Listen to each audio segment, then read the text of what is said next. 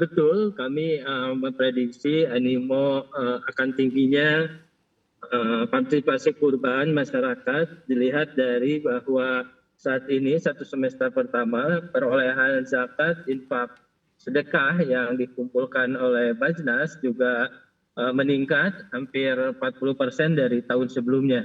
Sehingga perkiraan kami bahwa ini akan juga berdampak pada ibadah kurban karena ibadah kurban juga adalah eh, mencerminkan kedermawanan masyarakat muslim di Indonesia. Begitu.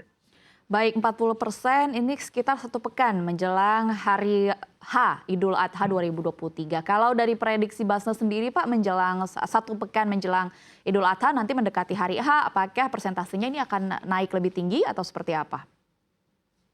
Ya, memang kenaikan pembayar Idul Adha kurban ini 1 minggu sebelum Idul Adha itu akan meningkat tajam dan biasanya H-3 juga akan naik signifikan karena ibadah kurban ini kan ada tambahannya bukan 1 hari tapi ada hari tasyrik di mana masyarakat terus membayar setelah sholat pun juga suka ada kenaikan-kenaikan tajam begitu Mbak. Baik, kalau kita lihat dari suplai hewan kurban sendiri, kalau dari pengamatan Basnas sendiri, kebanyakan dari daerah mana ini Pak di Indonesia? Nah, kalau Bajnas itu suplainya dari para peternak binaan Bajnas. Jadi Bajnas itu punya balai ternak dan ini balai ternak ini tersebar di wilayah Jawa dan Sumatera, juga ada di wilayah Indonesia Timur ya.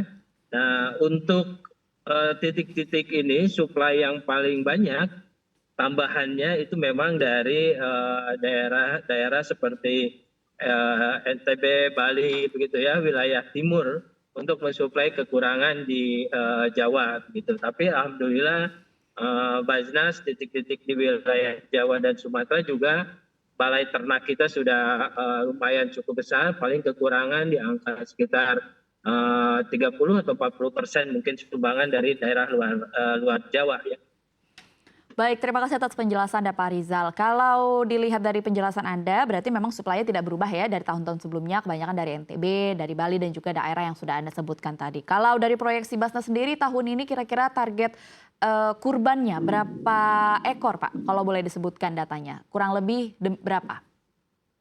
Ya, kurang lebih Bajnas mengacu pada tahun lalu secara nasional itu hampir 6 juta ekor yang dikoordinasi oleh Bajnas, provinsi, daerah sampai dan juga lembaga amil zakat gitu. Nah, sekarang prediksinya juga kita di angka naik 30%-an Mbak di tahun yang lalu dan mungkin bisa sampai Bajnas bisa mengkoordinir sampai 9 sampai 10 juta ekor begitu ya di seluruh Indonesia. Nah, sementara di kantor pusat saja yang di Jakarta kita di kisaran sekitar 20 ribuan yang akan kita kelola begitu dan kita akan ada tambahan justru ini dari kurban yang itu dari luar negeri yaitu di Arab Saudi. Nah, saat ini Bajnas akan kerjasama dengan Dirjen PHU penyelenggara haji dan umroh akan mencoba mengkoordinir hewan kurban dan juga dam yang ada di Arab Saudi dan untuk didatangkan ke Indonesia. Jadi akan ada tambahan juga dari luar negeri begitu. Baik, terima kasih Pak Rizal atas penjelasannya. Lalu kalau ini cukup tinggi angkanya ya, kalau Anda sebutkan tadi. Lalu kalau target persebaran daging sendiri dari Basnas, apakah di Indonesia, hanya di Indonesia saja, hanya di domestik, atau dari Basnas sendiri memang menargetkan untuk menarget penyebaran daging ke luar negeri juga? Silakan Pak Rizal penjelasannya. Ya, ada luar negeri yang memang rutin kami lakukan, yaitu Palestina. Ya, Palestina adalah salah satu jadi pilihan bagi para mudhohi yang ingin memberikan ya protein dagingnya dari kurban ini untuk masyarakat di Palestina. Selain tentu yang utama di Indonesia begitu.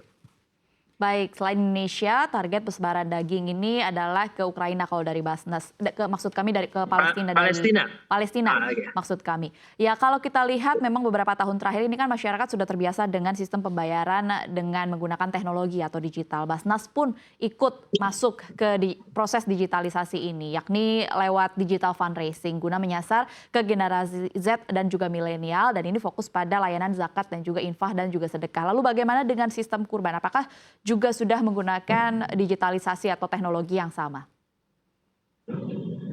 Betul, Basnas saat ini bekerja sama dengan multi kanal digital. Selain Basnas punya website sendiri, basnas.go.id/kurban, juga kita bekerja sama dengan platform-platform digital, baik itu e-commerce ataupun juga mitra-mitra crowdfunding sosial yang selama ini Basnas lakukan kerjasama.